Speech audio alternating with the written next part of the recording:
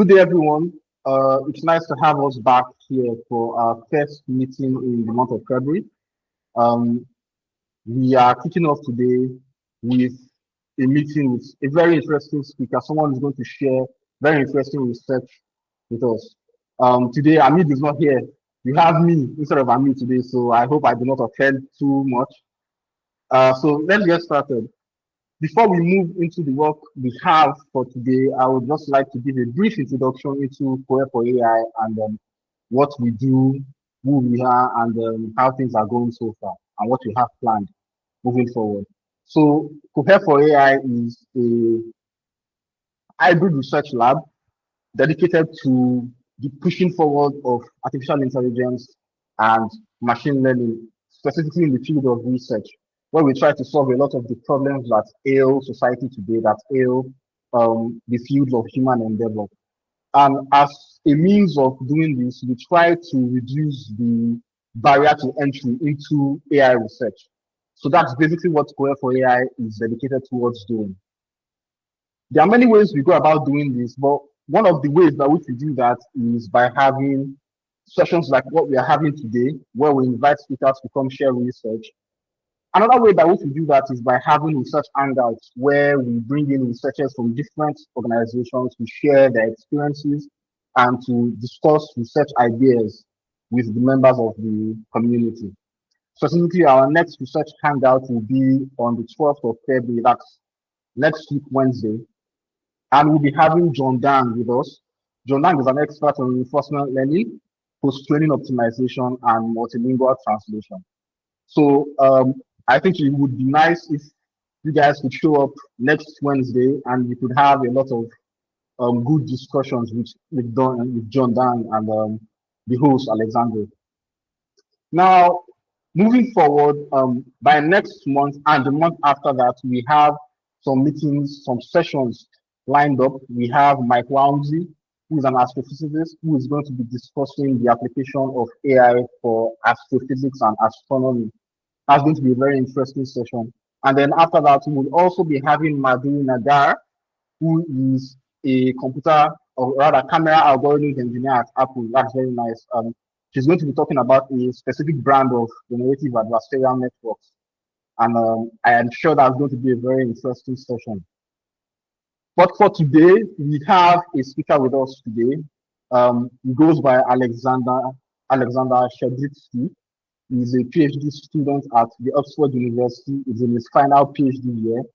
And fun fact, he's actually a member of the Vision Geometry Group. For those of us who think that the name sounds familiar, that's because the VGG folks are the guys who came up with, the VGG architecture that we so much love in computer vision. So yeah, that's a fun fact that I think I should share. So without further ado, I would like to turn over the reins of this session to Aleksandar. Aleksandar, please pick it up from here, if you would. Thank you for the intro, Benedict. I'm gonna go ahead and share my screen. You see it, right? Yes, I do. Yeah, cool. So thank you everyone for being here. I'm Aleksandar, and I'm a final year PhD student in VGG in Oxford. And I'll be presenting our paper on shaped image correspondences with no Keypoint supervision, which I did with my supervisors, Chris Ruprecht and Andrea Vidaldi, both of them from VGG in Oxford. And we presented that a few months ago at ECCV in Milan. And the main premise of this paper is around solving pose estimation. And pose estimation is very useful for a bunch of different tasks like action recognition or animation, where, for example, you want to bring the motion or movement of some person in a video into a 3D environment like a computer game. Or, for example, sport analytics, where you want to be able to estimate the pose of a person as they're doing some exercise. And this can also be helpful for robotics, as we want robots to maybe mimic humans or in some ways interact with humans. And some common ways of doing pose estimation. I'm not sure if there's a question. Maybe I'll just go ahead. One of the common ways of doing pose estimation is using key points. So, for example, we can have a bunch of key points. Over here, there are 18 key points. That Sorry, Alex. I don't think there was too much to see on the previous slide, so I'll just move on. I'm going to go over a few ways people have tried to solve pose estimation. The first one is through key points, where we define a bunch of key points on the body of the person or whatever object. And then we try to regress the location of each of these key points. And by doing that, we can find the pose of the object. Something else people have been doing is dense pose. And this here is more of a continuous estimation of the pose of the human body, where we predict a corresponding vertex for every pixel on the image. So what happens here is for every pixel on the image, we find the corresponding vertex. And because of that, this is a dense pose estimation, where we predict it densely for the entire image. And then lastly, something that people also do is they use some sort of parametric models like Simple, which is basically something like a humanoid 3D shape. And you can estimate the parameters of that 3D shape such that it matches the human. And then you can also move around all the joints in the body such that it also matches the pose. And in order to learn these models, there are a lot of pose estimation data sets, like the three that I've shown here. However, all of these data sets are for humans. And we have a lot of images for humans. We have a lot of annotated key points for humans in the range of millions. However, humans are a very small part of the entire animal kingdom. And there are many other animals for which we might want to have some models. And the reason we might want to have these models is if we have a video of a horse that's running and we want to import that to the metaverse or analyze the motion in some way. But we don't have models for all of these different animals. And we can even go beyond that. And there's a lot of animals that don't even exist, but still we might want to have some sort of a pose estimation model for them. And the sort of data that we currently have is only for humans, and a few animals, only like 6 or 7 animals are out there for which we have data of point annotations for the pose of these animals. But for all the other ones, we don't have that data. Basically, that means that we kind of need an unsupervised approach where we can discover the pose of these animals without requiring any labeled data. So we only have a bunch of images, and then we want to estimate the pose of the animal or the object using these images and no annotated data. And now, coming back to these frameworks that I just discussed, if we set the problem such that we want to estimate the pose of any deformable object, any animal, it is not very smart to use key points, because if we use key points, then we need to define the key points for all the different animals, and they might have different articulations or ways they move. Also, using parametric models would be too expensive, because designing that parametric model for humans takes a lot of human effort, and doing that for every animal would be prohibitively difficult. So I think there is such a model for a horse and a dog, which are like very popular animals, but you cannot do this for any animal. And what we propose to do here instead is to use the dense pose representation, where the only thing that we need is a mesh that represents the corresponding object. Hey, Sunny, we can only see your pose estimation slide. Yeah. Yeah. I thought perhaps it really? was just on the same slide, but it turns out, yeah. What the hell? I'm sorry, guys. Do you see my slides now? Yes, but it's still not full screen. So what you can do is maybe you just maximize the window for the PowerPoint presentation. Just maximize that window. Yeah, maybe I'll just do that. Yeah, just maximize that window. And then you can close down the side tab. Okay, so you were only seeing that slide. Was that the case? Yes. Okay. Then I'm going to quickly go over the things again. So the different representations that we have are key points, where we have a a bunch of key points that we can define over the body. You see that, right? Yes. Yeah, okay.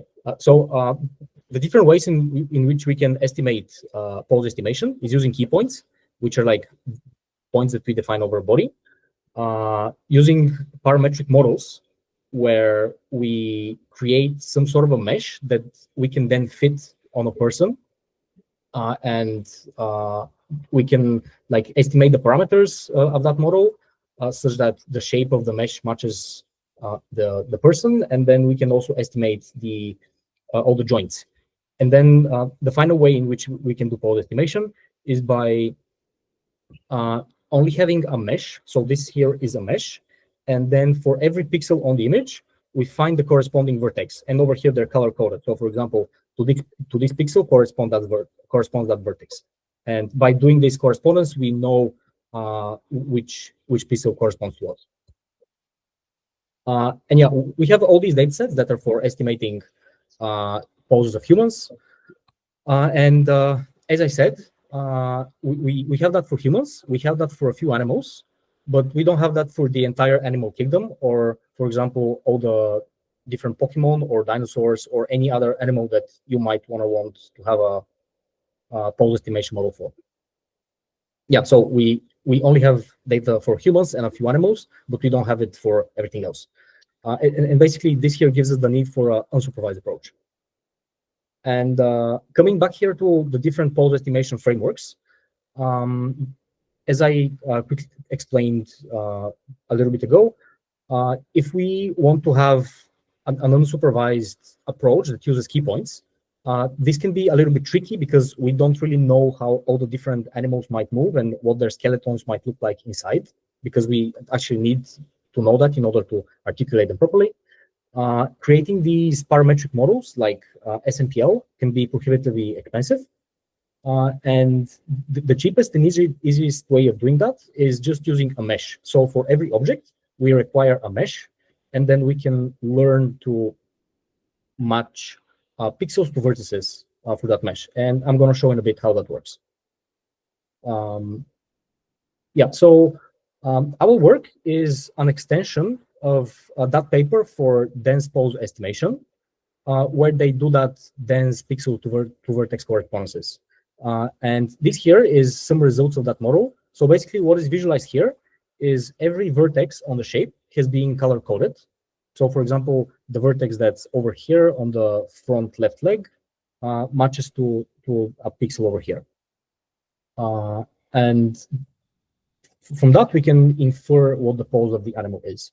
However, to train that model, the authors of that paper used a dataset that has more than 2 million key point annotations, and that dataset only has these like 7 animals. And if we want to extend the dataset to the hundreds of animals that are out there, we might need hundreds of millions of manual annotations, which is very expensive and also doesn't really scale well. Hey, Aleksandar, we cannot see your slides moving. It's like stuck on pose estimation frameworks. Yeah, can you just try to change the slide? That is unbelievable. Yeah, I think it has to do with Yeah, the way now you're sharing. Now try to move the slide again. Just try to move to the next slide. yeah, go You're not seeing back it. or go Not seeing above. any differences. Yeah. Yeah, nothing is moving. Okay, now it's moving. Nothing is moving. Nothing it's is not moving. Yeah. Is it moving now? No. Okay, so you are able to change screens, but the slide in and of itself is not moving. Okay, yeah, it's different now. It's a different slide now. Try to change the slide again. Have you done that? Yeah. But it's still the same slide. Change screens. Now return to the slide screen. Yeah, now it's showing a different slide. So there's something wrong with the way you're presenting. Something's wrong with the I think you have multiple like screens right now. So like you can go to the main one, present the main one, and on that you can try moving your slides. No, I only have one screen, and I'm pretty sure I'm sharing that one screen. Okay. Since you Have you are on a changed? Mac, yeah. I don't really know. I don't use a Mac, so I don't really know how Macs work. Yeah, so you can just go to just one desktop. Try and share the slides now. Yeah. Okay. Yes. Yeah. It seems to work now. Yeah. Okay. Yeah. Thanks a lot, Mayan. Did you see that slide? Yes.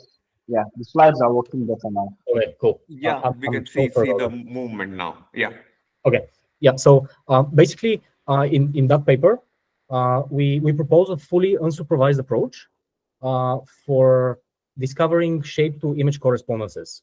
And with our approach, we can learn such model that finds correspondences between images and 3D shapes with no supervision whatsoever. We only need raw images and a 3D mesh. And we can learn such model with as little as 200 images. So over here, the model for the Apple or the T-Rex were learned with a few hundred images. And on the categories where we have more images, we actually outperform supervised methods. And a very brief summary of that method is that we do this training in 2 steps. So first, we find correspondences using foundation models. And here we actually don't do any training. We do the first step, zero shot. And then in the second step, we use these zero shot predictions in order to train a lightweight method. And basically, we use what we got from the first step as pseudo ground truth data. So the way our approach works is as follows. We have a mesh of a cat, and then we have an image of a cat. And first we ask, how do humans annotate these image 3D correspondences? So if you select some pixel on the face of the cat, that pixel is going to correspond to a vertex over here. And we can keep doing this. And actually, the way people find these correspondences is by matching the image with a rendering of the 3D shape. So what we try to do for our zero-shot approach is to emulate that matching of images with renderings using foundation models. And the way we do this is by utilizing unsupervised semantic correspondences, which is an area that has developed quite a lot recently using some foundation models like Dino or Stable Diffusion. And what I've shown over here is some PCA features of the Dino. It are some PCA maps of the Dino features of these images. And basically, we see that if we select a pixel over here on the bike,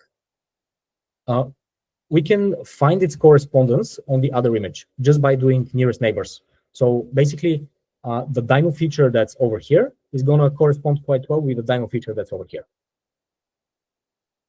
And the particular semantic correspondence model that we use is SDDino. So we use an off-the-shelf unsupervised semantic correspondence model. And the way it works is it concatenates Dino features with Stable Diffusion features. And then in order to establish these correspondences, we just find nearest neighbors. And basically getting these features is very easy. With the Dino model, we just do a forward pass. And with Stable Diffusion, because that's a denoising network for like image generation, what happens is first we noise the image, and then we do a denoising pass from which we extract the deep features. And here I've shown some results for correspondences between such a rendering of a 3D shape and a natural image of a cat. So we take our 3D model, we render it from different viewpoints, and we compute these features.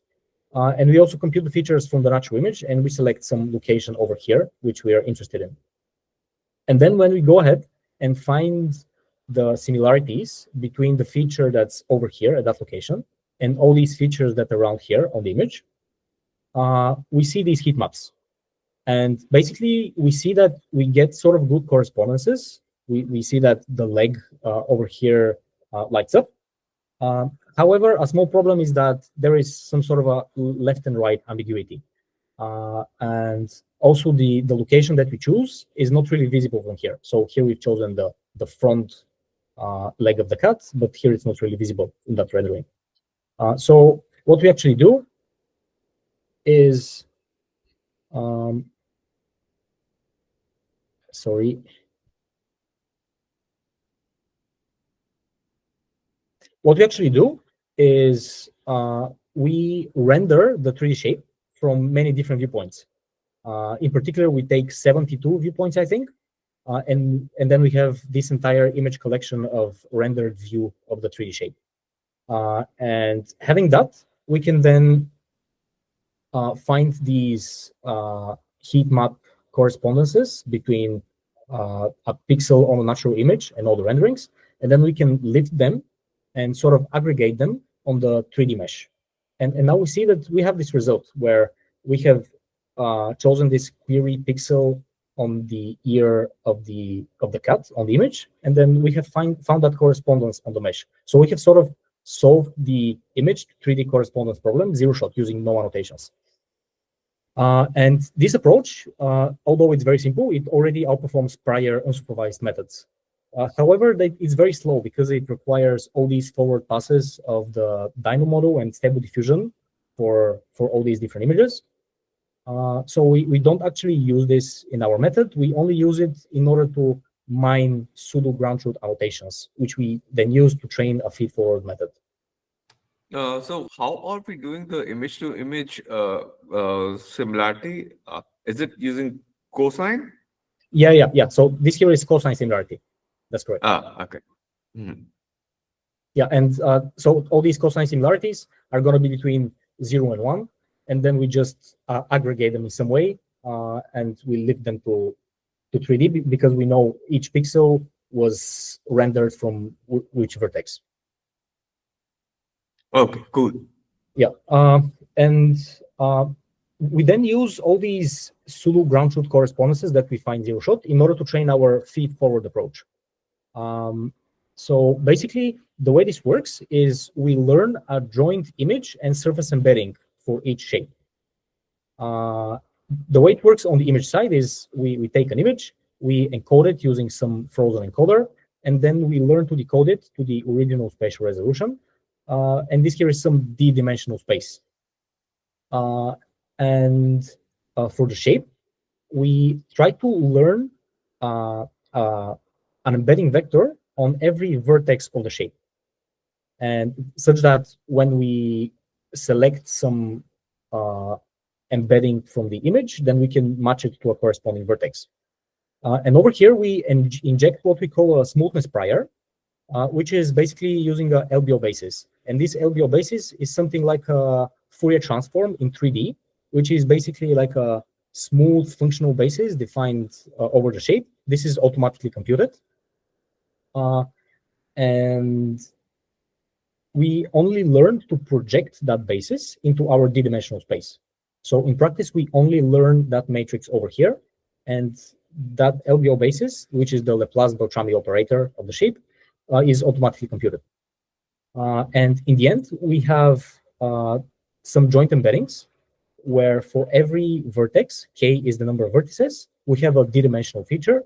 And for every pixel, we also have a D-dimensional feature. And here we again do cosine similarity, and we arrived at that heat map. So basically here, that is going to be the prediction of the model.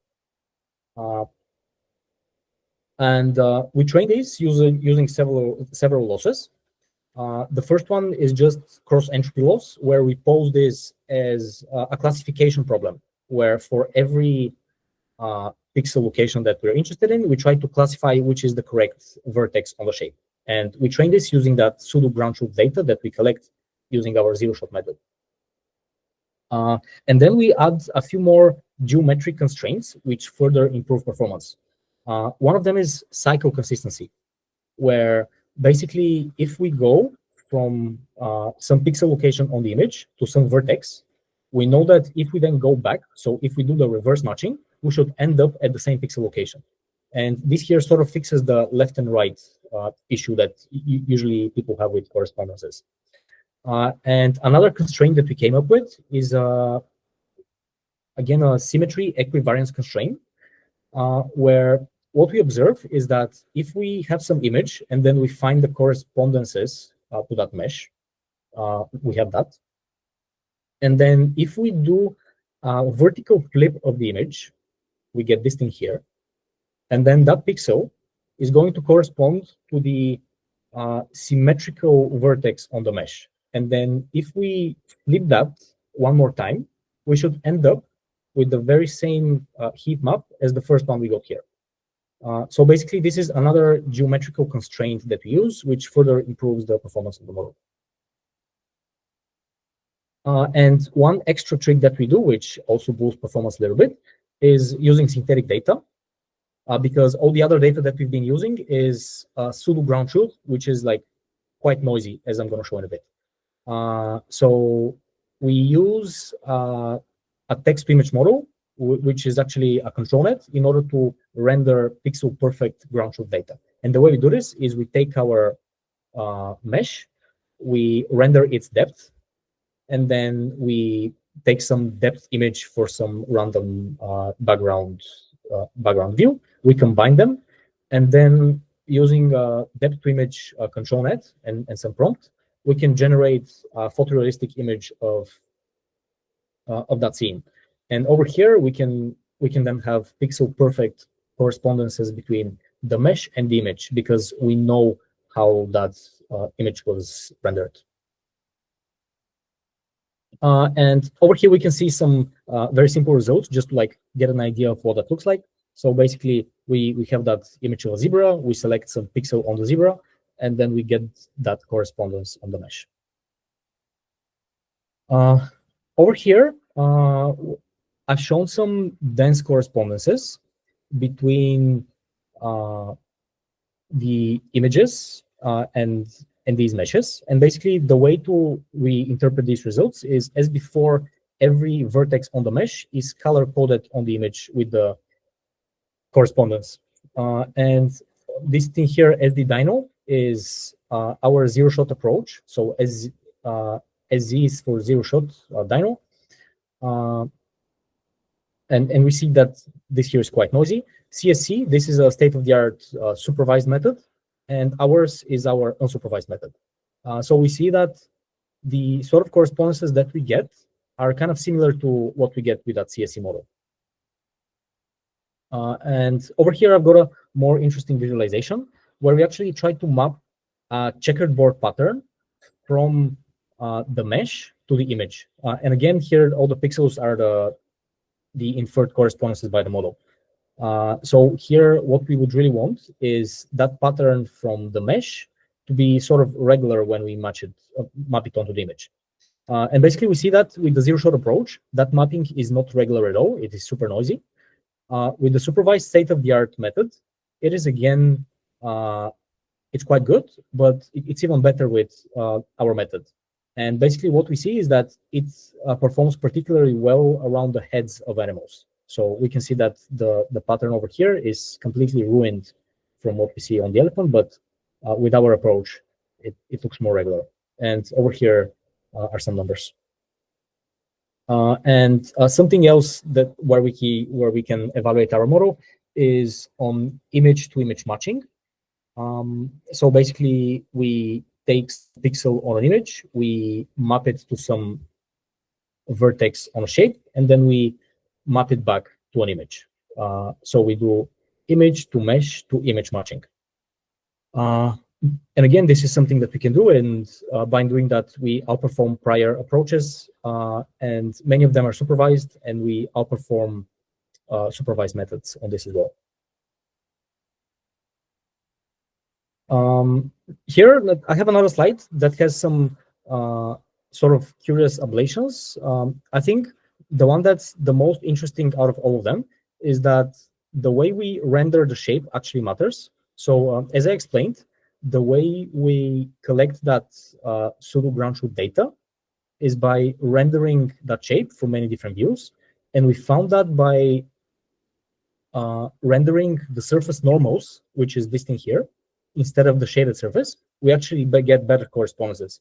And we think that this is because there is sort of more clues for the model to distinguish different parts. And maybe if we have a textured 3D model here, instead of these like shaded or surface normals, you could get even better performance.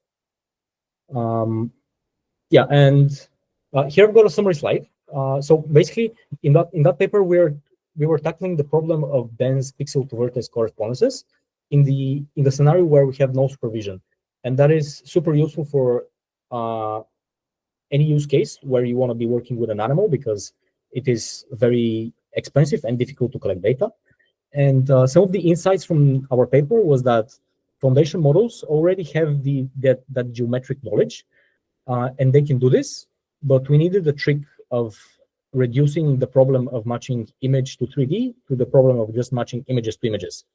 And then we were able to distill their powerful features and incorporate some geometric priors.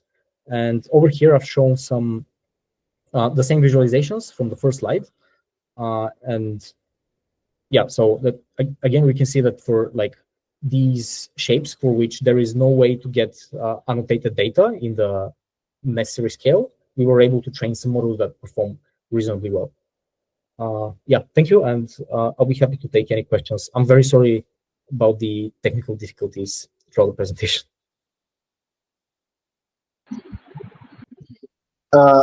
Thanks a lot for the presentation, Aleksandar. It was very nice. Does anybody have any questions? In fact, I think despite the technical difficulties, it seems that we actually got things done very fast. Yeah. So you're very good at summarizing, Aleksandar. Your summaries are on point. Yeah. So okay, so someone has a question.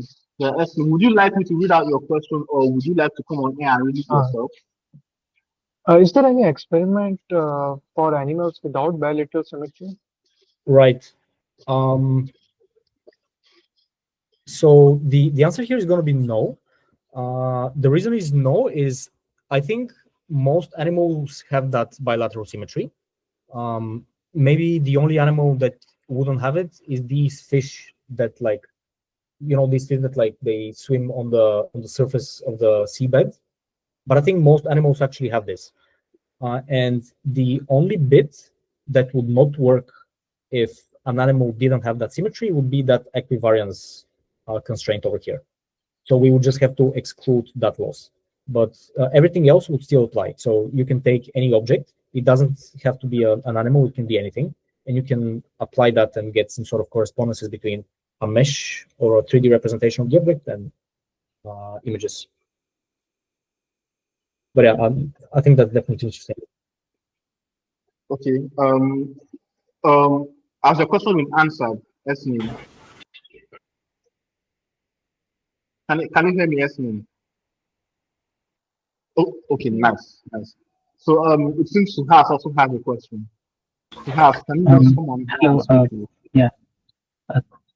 Thanks for the great presentation. So maybe just asking a bit more about that. So like without this training part, without the second part of the training, is it possible that we can generalize to meshes which are not animals?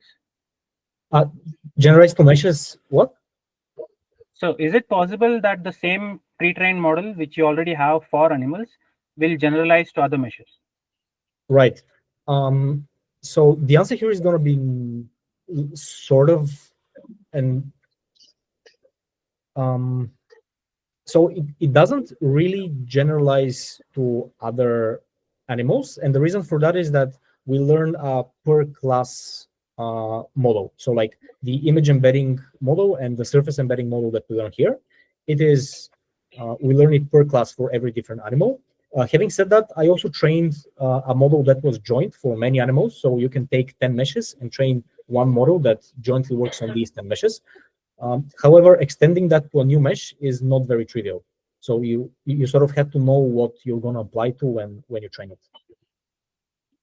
Okay. One more question. So is there any particular reason why you went with like a stable diffusion plus Dino features, like instead of either one of those? Right. So as I mentioned, this is just an off-the-shelf approach that we use. This was state-of-the-art in image-to-image correspondences at the time. I think it probably still is. And basically, in that paper, which I think is quite interesting, they show that Stable Diffusion and Dino have different things that they are strong at. So, for example, if I remember correctly, Dino features are very semantic. So for example, it would match arms very well. However, it might match like the left arm to the right arm. And on the other hand, the stable diffusion features are not as semantic, but they are more spatial. So they have better understanding that left is different from right. And combining them sort of brings the best of both worlds, and you have features that are actually very good for matching. Okay, thank you. That's all from me. Okay, good. So, are there any other questions from anyone else? I personally do not have any questions. Yeah, it's very clear to me. Very clear. Any other questions? Mayank, are you there? Yeah. So like Yeah. I had a query regarding the 3D, the surface normals versus the shaded surface. So like you are working on the normal map of the 3D template results that had better matches that were versus the rendering of the shaded versions. So as you alluded to in the talk, so like, is there a particular reason for that, since it is a kind of a 3D image too? So like, yeah, could you delve on that a bit? Yeah, we don't really know why exactly using that rendering is better than the shaded rendering. One reason maybe is that there's just like more colors here, and it's easier to distinguish between like when something starts and something ends. So if we have a look at, if we have a look at that region over here, if you use the normals rendering, it's much easier to see at what point the ear finishes and the forehead starts. So like over here, there's not a lot of color gradient, whereas over here you have quite a lot of color gradient. So it's like easier to distinguish between different regions. And maybe that is the reason that's actually better if you don't have a texture. So essentially, the surface normal is just, you can treat it as just another source of information. Yeah, in a way. Yeah, makes sense. So probably if we had an actual texture map, it would probably even help some more. Yeah, that's right. We didn't actually try using a actually textured mesh, but I suspect that would be even better. Okay, but then again, to play devil's advocate here, it might be that okay, never mind. It probably won't work. Never mind. Yeah. Could you You had something. also, I had a quick query too. Could you also discuss on the loss formulations, since like I don't think so you presented that in the paper here, but sorry, in the slides, but I see it in the paper. Yeah. So in the paper we have a very detailed explanation of everything. I don't like adding equations to presentations, but basically the first loss is a very standard cross entropy loss, which is just a classification, like what you use for classification, where basically you try to classify every feature and for which vertex it should go. So if you have 5,000 vertices, that's basically like 1 out of 5,000 classification.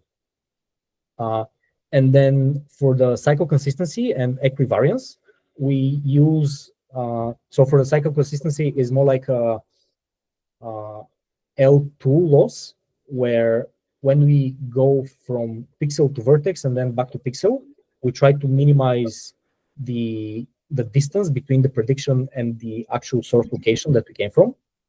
And for the equivariance, I think we just used something like the L2 norm of the difference between these two predictions. So with the equivariance, as I mentioned before, we just try to have the same heat map when we do all these flippings. And then we just use like L1 or L2 norm in order to make sure they're the same. Oh, nice. And so like with respect to the previous approaches, how do you find the like the time complexity like of training? Is it like good, or like? Right. So I think the complexity of training is very similar because we use a similar amount of data. We use about the same number of losses. So like the computation is about the same. The thing that is less in our case is labeled data. So we don't require any labeled data, which makes the approach more scalable in practice. Because for the other approaches, you actually need, if you have a new class like the T-Rex or the APA that I showed, you have to go and you have to collect the data. But with ours, you can just train a model with no supervised data whatsoever. Okay, so yeah, that still makes sense. But just to clarify, just how long did it take for you? Because you said the first step of the process was what you used to generate pseudogram truth data. Yeah. Right? So like, how long did it take you guys to generate that ground truth data, and then just how much of it did you generate? Yeah. So this is actually probably the slowest part of that method, like actually generating that data, just because Stable Diffusion and Dino are like big models. So maybe generating the data for like 2,000 images, which is what I trained it on. So for example, for the cat, I would train it for like 2,000 images, and maybe that takes like two or 3 days on a single GPU. So it takes quite long to generate the data, but once it's generated, training is actually quite quick. Okay, so let me ask. Okay, someone have a question. Okay, go ahead. What was the GPU you used? What was the GPU you used? I don't know, something like a A6000 GPU with 48 gigabytes of RAM. So That's a graphic rendered. Sorry? On graphics render the view made choosers. I think that's what it's trying to say, right? So these renderings I just did with like PyTorch 3D, so like something very standard. I don't know if that was the question. Okay. So has your question been answered? Okay, it seems like your question has been answered. So I just have one question for you, Aleksandar. So so take for example this image of the cat. Like how many views did you get for the mesh of a specific cat? So you have a specific cat mesh. How many images did you get for that specific mesh? Yeah. So actually did 72 views, and it was just like a camera that's like oscillating around the cat from all directions. I didn't do any ablations on the number of views, but maybe it works well with less. I don't know. I just did 72. Okay, so to get it clear, you have like 2,000 meshes, and then you get 72 views for each of those meshes, right? Yeah, that's right. Okay. But yeah, like if you have 2,000 meshes, then that would be the entire animal kingdom. Because like I don't even know if there's 2,000 animals. So if you actually have all these meshes, then you would map the entire animal kingdom, which would be nice. So I don't think that's too expensive. So maybe that would be like an interesting thing to do. Maybe you just do that, generate data for us, and then you open source the data. How do you see that? How do you think about that?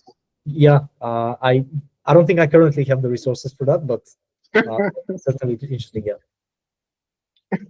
Yeah, that would be nice. Yeah, Mayank, you have something to say? Yeah, hello. I have one more question, sir.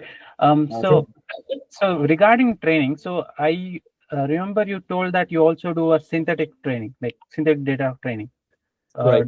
using the depth data, and then yes, this part. So like according to you, like did you do any ablation, like which gave the most, like which is the bigger contribution to the final results, like whether this is more important or the first one? So I have these numbers in that table over here. So basically, over here, less like that number is geodesic error, so smaller is better. So this is the full performance. And if we remove the synthetic data, we only lose like less than 1%. And if we, over here, this is without pseudo ground truth. So this is without the real images, and it drops to 65. So what's most important are the real images, and using the synthetic only gives a small boost. But that boost is mainly for like mistakes between left and right, because for the synthetic data, we have very good ground truth for left and right. Okay. Do you think it might be just because of the image fidelity, like the generated images are not actually like don't look that realistic, or what do you think could be the issue there? I think they look quite realistic. I think the reason the synthetic data is not that useful on its own is because we use a static mesh. So all these images, they're not articulated. But if we use the mesh of like a horse that could be like running around or like jumping or doing other stuff, then the data would be more varied, and then maybe it would generalize better. Okay. Okay. Like this question came up because, like, if I remember, the Duster paper uses only synthetic data in the initial training at least, and they get pretty good results. So I was just wondering, like, what changes from there to here, because even that is like correspondence matching. Yeah. So you can also have a look at like point tracking models, like code tracker, for example, or bootstrap. So for all these like point tracking, you're also interested in correspondences, and they are only trained on synthetic data, and they generalize very well. And I think the reason it doesn't work so well here is just because we didn't spend that much time on the synthetic data pipeline, and we only have like one static mesh. Maybe if we had more meshes, so like if we articulate them better, it would maybe work better. Okay. Okay. Cool. Interesting. Thank you. Yeah. So, are there any other questions for Aleksandar? If there aren't, then I would like to take this opportunity to thank you, Aleksandar, for being here today. The presentation was awesome. It was great. It was amazing. Thank you very much. And it was very succinct too. Very succinct. I was kind of thinking that perhaps we'll go a little bit over time because of the technical difficulties we had, but we were somehow able to recover fast and then just close it up early. I'm very sorry. Thank you for the kind words, and I'm very sorry for the technical difficulties. I can share this if you want, or I would love that. I would love that. Yeah, because Yes, I didn't go through the first slides very detailed. But yeah, hope it was no problem. Thank you very much. Yeah, and thank you everyone else for being here today. Thank you especially Mayank. You've been quite regular, and you always ask insightful questions too. So we appreciate your presence here. Thank you very much for being here, Mayank. And yeah, take care everyone. Bye, and we'll see you in our next session. Yeah, take care and bye. Bye.